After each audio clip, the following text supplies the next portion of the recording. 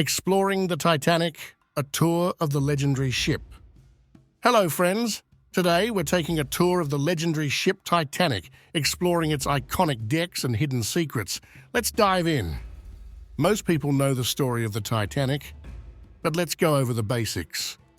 Built in Belfast, Ireland, starting in 1909, it took 3 years to complete the ship. After setting sail from Southampton, England, with stops in France and Ireland, the Titanic tragically sank after hitting an iceberg just 4 days into its maiden voyage.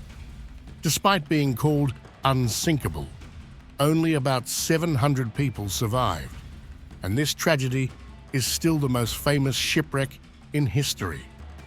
The Titanic was the largest ship in the world at the time, measuring 269 meters in length. To put this in perspective, let's compare it to today's largest cruise ships. The Titanic was part of the Olympic class, a series of 3 sister ships. While the Titanic and Britannic sank, the Olympic had a successful career. Let's explore the Titanic's exterior.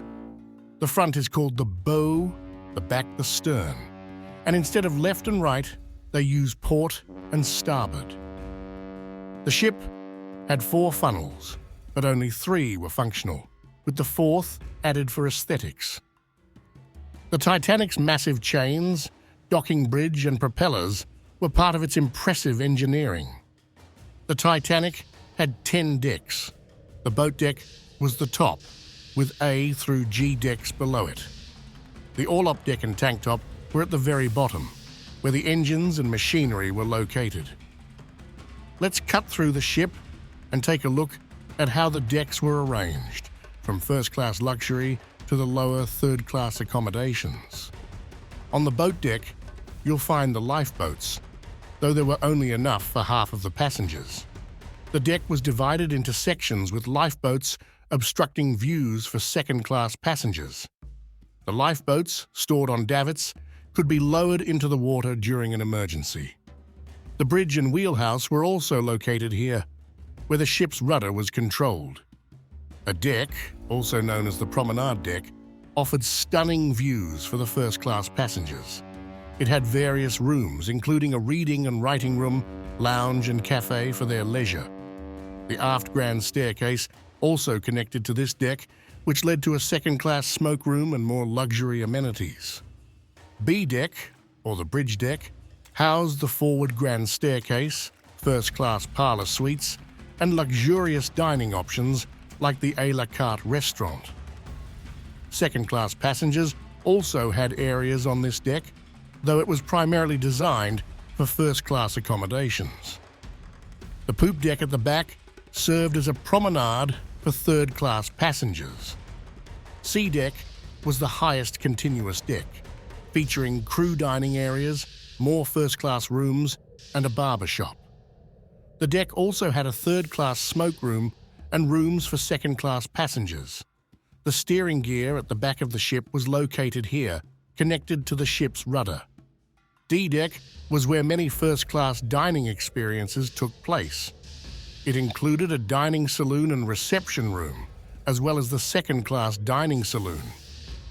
Firemen, who worked in the boiler rooms, had quarters on this deck, while third-class accommodations were at the very back. E deck contained quarters for various crew members, including engineers and cooks, as well as third-class rooms. The grand staircase ended here, and the first-class rooms continued. This deck was low enough to start seeing the ship's engines in the lower levels. F deck was home to more crew quarters and the luxurious swimming pool. It also housed the Turkish bath for first-class passengers. The third-class dining saloon and food preparation areas were located here, as well as additional rooms for crew members.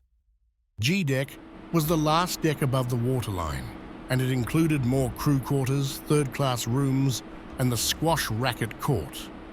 The ship's machinery started to become more visible on this deck, indicating we're nearing the ship's engine rooms. On the orlop deck, much of the space was dedicated to cargo storage and baggage handling for first and second-class passengers.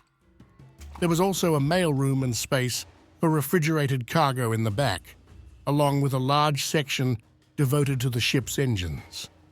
The tank top, the lowest level of the Titanic, was dedicated to storage.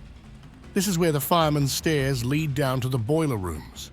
It also contains the fireman's passage, which provided direct access to the boilers. The Titanic's boilers, burning coal to create steam, were crucial to the ship's operation.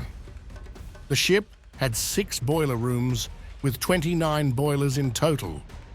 Firemen worked tirelessly in these hot, humid rooms to feed the boilers with coal. Let's take a closer look at one of these boilers. The steam produced in the boilers powered 2 massive reciprocating steam engines, each 3 stories tall. These engines connected to the propellers, turning the ship's massive blades. A 3rd turbine engine powered the middle propeller, while steam was recycled to conserve resources. The Titanic had 4 electric engines to generate electricity for the entire ship. The electrical engineers worked hard to keep the lights on during the disaster, making them true heroes.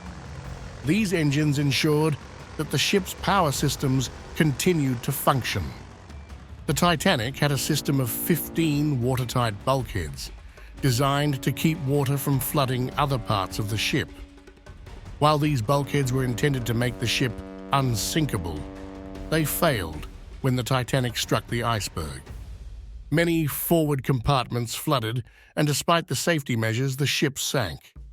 I hope you enjoyed the Titanic tour. Don't forget to like, subscribe, and share for more incredible insights. See you in the next video.